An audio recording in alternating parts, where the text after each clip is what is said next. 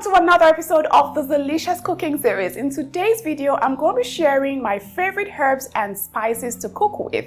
But before we go into that, I'll take some time to talk to you about what spices and herbs are, the difference between spices and herbs, the different types of spices and herbs, and how to store your spices and herbs to increase their shelf life.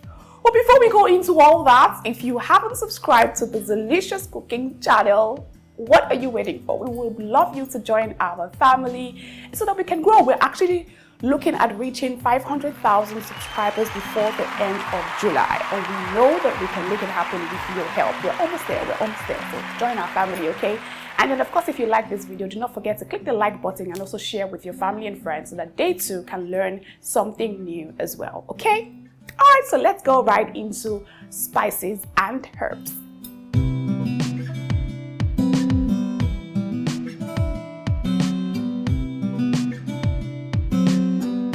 So spices and herbs are a variety of pungent and aromatic plant substances that are used to flavor food.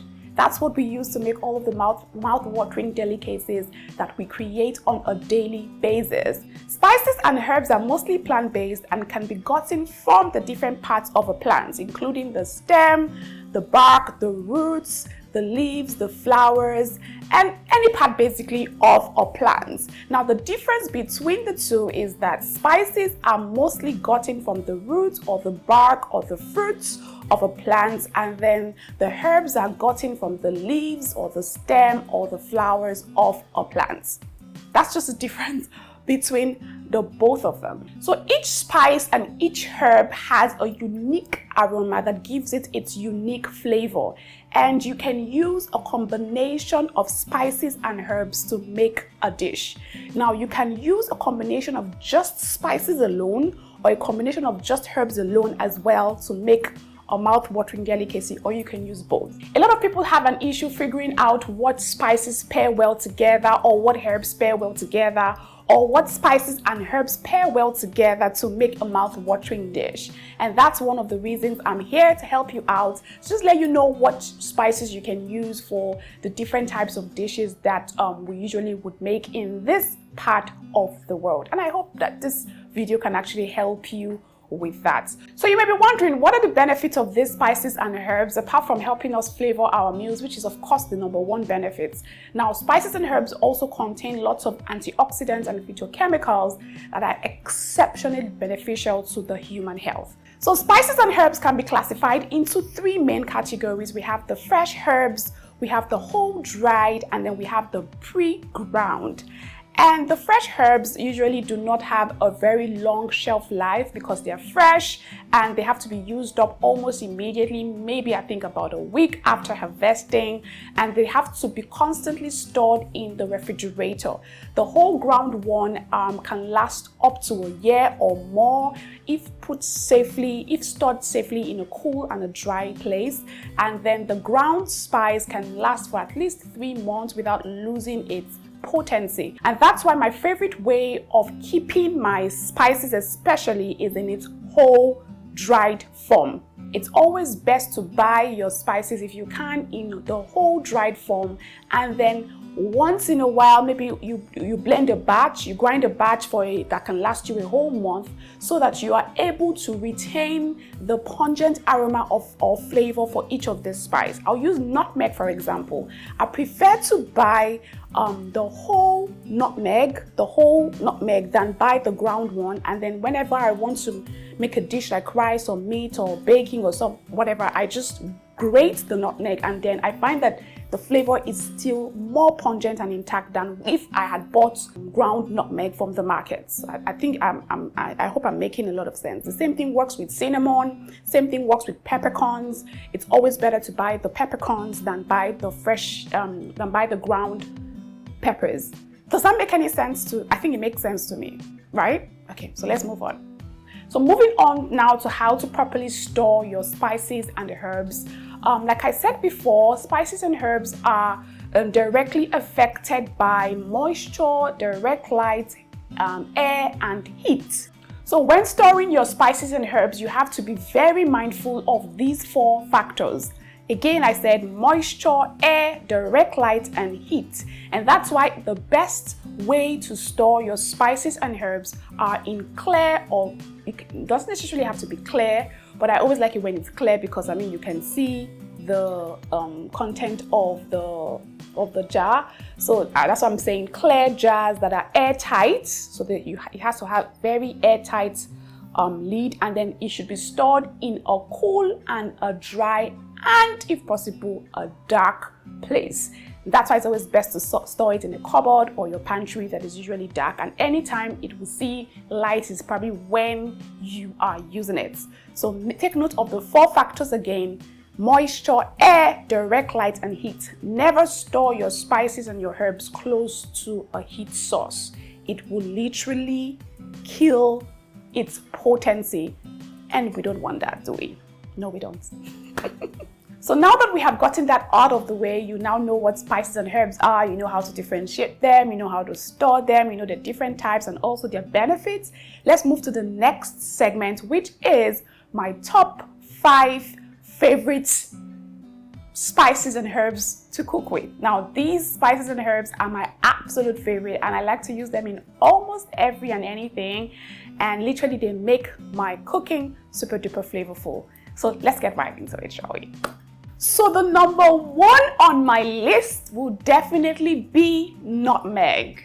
Yes, guys, if you have watched this channel for a bit, you would know that I absolutely love nutmeg because I use it for a variety of dishes, including cooking and baking. So I like to use nutmeg in my jollof rice. I love to use it to marinate my chicken. Sometimes I also use it to marinate fish as well. And I love to use it in baking my cakes, cookies, you just name it. It comes in really handy. I put a little pinch of it as well when I'm making my smoothie. Now, I really love the pungent and aromatic taste and aroma of nutmeg. It does something to, it just does something. You guys, just go take nutmeg if you have it in your house, especially the whole dried ones, and then just grate a bit of it and then just sniff it. Sniff it and you would picture what I'm saying. The aroma of nutmeg is just on a whole new level, and of course the flavor is amazing as well. So it's my number one spice of choice to cook with. The second one on my list is smoked paprika. Now, you have the regular paprika and you have the smoked one. I like both of them, but I prefer the smoked one a lot better. So smoked paprika is basically gotten from smoking your red bell peppers and then just drying them out and then just grinding them into the powder form that it usually comes in. And I like it again because of its amazing aroma and its unique flavor, mostly because of its unique flavor.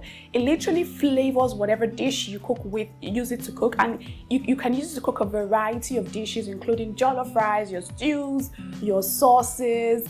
You can also use it for your marinade, to marinate your chicken, to marinate your fish. It's very, very, very versatile. And also, I like it because of its color, because it helps to actually lend a reddish-like color to whatever it is I'm making. So, for example, when I'm marinating, my fish or my chicken, I like the red color that the paprika lends the chicken or the fish or whatever it is that I'm marinating. So yes, the smoked paprika is number 2 on my list. The third one on my list would definitely be garlic powder. I am a garlic girl, and if you have watched this channel for a while, you would also know that I love to cook with garlic. Now, even though I prefer to cook with the fresh garlic, that's the garlic paste or the minced garlic, whenever I want to add another depth of flavor to whatever it is I'm making, I use a combination of both the dry garlic and the garlic paste. Okay, so, and then sometimes I run out of garlic paste and I have to look or run to my garlic powder, which also provides an amazing aroma and then unique flavor to whatever dish you're making as well. So garlic powder definitely made it to this top 5 list. The fourth one on my list, this one is quite local, and it's actually a combination of local spices. You'll be amazed what it is. It's actually pepper soup spice. So those of you who live in Nigeria would know that pepper soup is actually one of our staple dishes to enjoy in this part of the world, and pepper soup spice is the star ingredient used in making pepper soups. So pepper soup spice is literally one of my favorite spices to cook with, and I'll tell you why. It's not because it's used to make pepper soup alone. A lot of people just use their pepper soup spice to make pepper soup alone, but I find that pepper soup actually is a flavor bomb in not only making your pepper soup, but in making dishes like rice, in making pasta, in even making your noodles as well.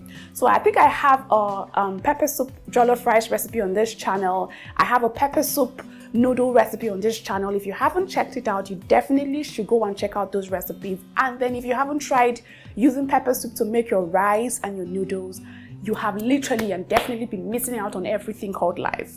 I tell you guys, the flavor packed in the pepper soup spice is amazing. Like I said, it's made from a combination of local spices, including ehuru seeds. There's some other spices used in making it. I really can't remember their names now, but I tell you that truly and honestly, pepper soup spice should not only be used in making pepper soup, it can be used to make every and anything. I've even used pepper soup spice to make okra soup before. I'm telling you, and the taste was out of this world. So this is a tip for you guys. Do not just limit your pepper soup spice to just when you want to make pepper soup. Try including the spice in other things like your rice, your stews and your sauces, your soups and your pasta. And I tell you, you will literally be amazed. Come back and thank me later. Okay? The last one, which is definitely not the least on my favorite spices and herbs to cook with, is actually a combination, because in this part of the world, you can't mention one without the other. I don't even know why people have joined or paired it together, but I know that for some reason, you cannot mention one without mentioning the other. And I'm talking of none other than curry powder and thyme. For some reason, they just go hand in hand. So yes, I think that will now logically make it 6. But I still count it as 5 because curry powder and thyme usually would go hand in hand for everything that I'm making.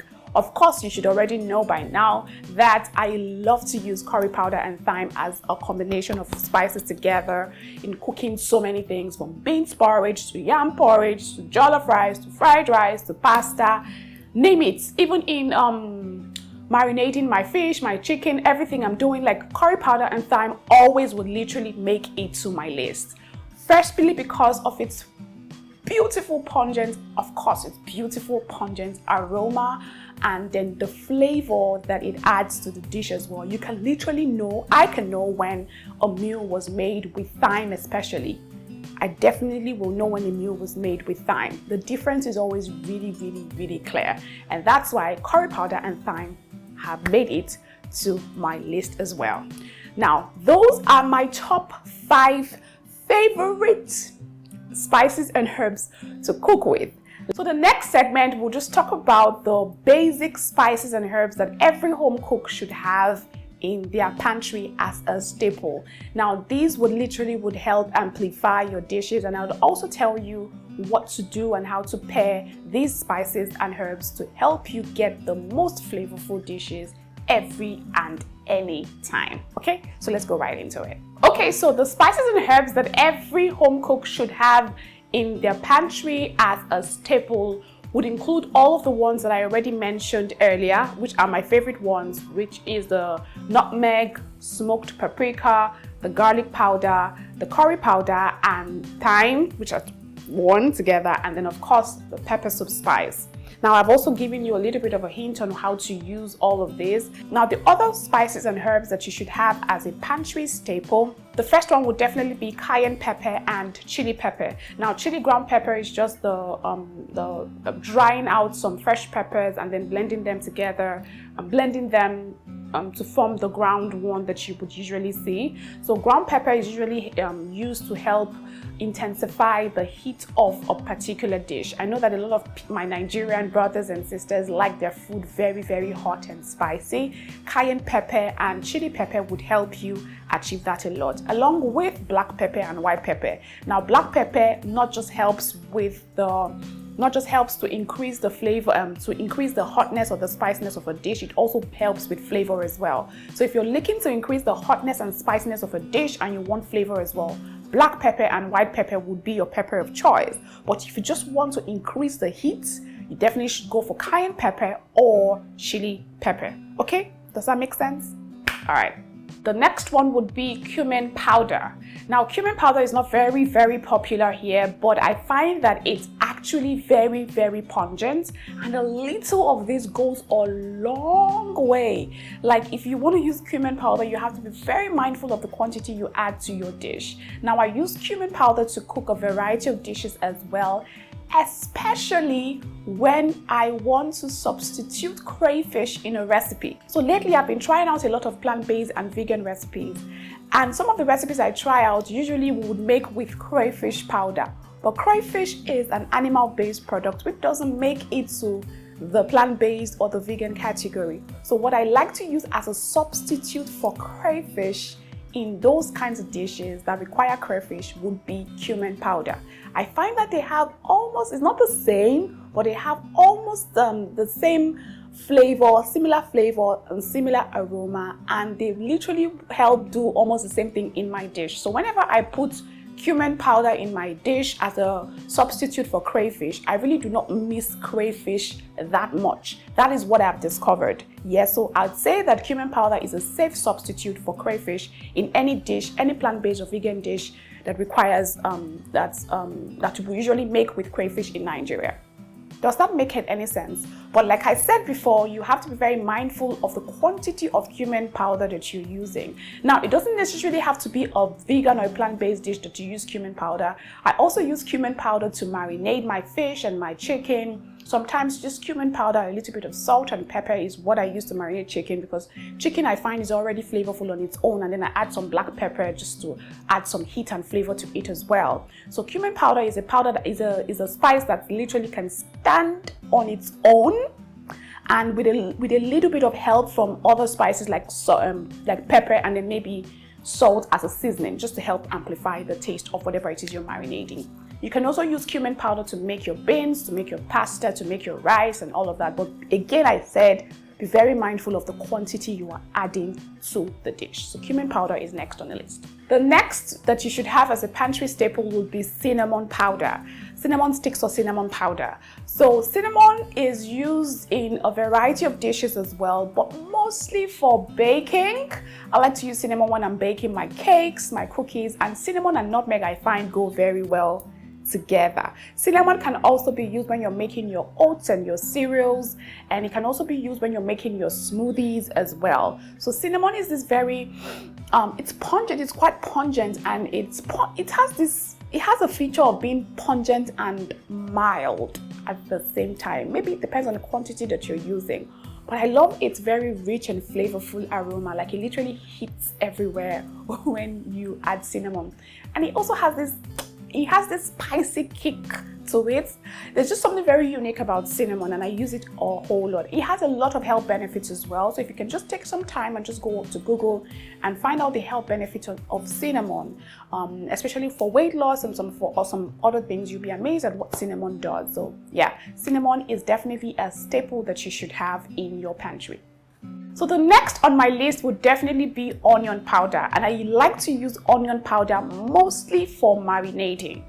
Usually I will look to the fresh onions, like the onion bulb, to make my meals, but sometimes when I'm marinating stuff like fish and chicken and shrimps and all of that, I don't want the fresh onion bits, because I find that when I put the fresh onions in the marinade and for example, I want to bake the chicken in the oven, I find that the onion bits will roast up faster and become very dark and spoil the look of the entire dish.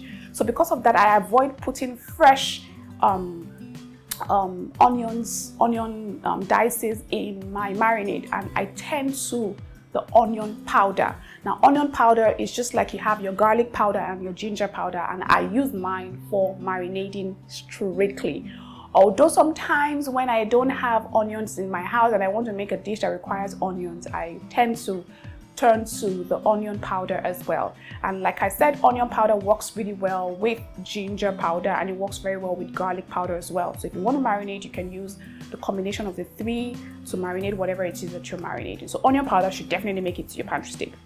Okay, so moving over to some herbs, I like to have some fresh parsley in my house as well, and I use fresh parsley to also season my food and then garnish it as well. Fresh parsley works in handy, especially when you want to finish off a dish, like a pasta dish or even a rice dish. Just finish it off. It's never advisable to add fresh herbs to your meal when it's cooking, because the heat will literally kill the pungent effect or the flavor of the herb. So it's always advisable to add it towards the end or at the end of the cooking process, and let the steam from the food just cook the fresh herbs. Okay, so parsley, dill, coriander, basil, these are my favorite herbs of choice. They come in fresh form and they also come in dry form. Rosemary, for example, comes in fresh and dry form. I love the dry rosemary because it's also very rich and pungent as well. And it's the perfect substitute for thyme. I find that if I don't have thyme, I can turn to rosemary and still get the same effects that thyme would give. So rosemary and thyme, I think, are in the same class or in the same category, even though I think that rosemary is more pungent than thyme. Does that make sense? So yeah, so my favorite herbs, like I said, parsley, coriander, basil, dill. Dill I use especially when I want to marinate stuff like chicken or make a chicken dish. I find that it pairs really well with lemon. If you haven't tried making a fish dish with dill and lemon, you should definitely try. Those two pair so well together. Yeah, so those are my favorite herbs of choice, and I like them either in fresh form or in dry form. But I would always go for the fresh form, but the fresh forms are always usually very difficult to maintain. So you would definitely always find the dry form in my pantry as well. So those are my favorite herbs of choice. So you should definitely have them available in your house. So another spice that I think you should also have as a staple is suya spice. If you live in this part of the world, you know what suya spice is. It's a blend of spices, and it's usually used to enjoy things like suya, the suya meat that is sold by the roadside, by the malams. But I also find that just like pepper soup spice, you can use it to make a variety of dishes as well, like your pasta, your rice. It just depends on how creative and adventurous you want to be, and it's perfect for marinating as well. So definitely suya spice should make it to the list. Now there are also a couple of spices that you find at the supermarket where the producer has blended a couple of spices together to form one spice. An example of that would be the Chinese 5 spice, which has 5 of China's most popular spices used in making a dish, blended up together as one. So if you want to make a Chinese dish, it would be nice for you to purchase the Chinese 5 spice. You'd also have the many types of all-purpose spice. So when you see an all-purpose spice jar in a supermarket, just know that it's a combination of different spices in one and can be used for different kinds of dishes. So always read the label at the back of the jar so that you know what spices are blended up together. And the spices that are blended up together are usually spices that can pair well or work well together. So there are spices that have been blended up together. You can also purchase that or look out for that and have a bit of some of them in your pantry. Barbecue spice is also a really nice one to have in hand. Steak spice is also an amazing spice to have in hand, just in case you want to flavor your steak or your meat and you don't want to add any other spice in it. You can just use that as the flavoring. And yeah, I think those are the basic spices that you should have available in your pantry. Okay, so some other seasonings that you can have in your pantry to help you flavor or season your food is the chicken bouillon cubes and then adobo seasoning. Now, chicken bouillon cubes are basically made from dehydrated vegetables, a little amount of fats, meat stock, MSG, and then some salt, all mixed together and formed into a cube. Sometimes it's usually in powder form, but it has a lot of components in it that a lot of people find questionable. But hey, a little hurts no one, so use a little at a time when you're making your dish. And then adobo seasoning is basically made from garlic powder, onion powder, has some citrus in it and some other things in it that also help amplify the taste, but it has no MSG. So I usually would advise that if you're running away from MSG, which I don't think you should run away from, if you're using it in bits, you should go for the adobo seasoning. But the chicken bouillon cubes and the adobo seasoning are also perfect pantry staples that you can have to help you season your food, okay? Okay, so finally, to just wrap this up, I find that sometimes it's very tedious. It's a very tedious task when you want to cook and you have to start opening up all the spices to make a meal.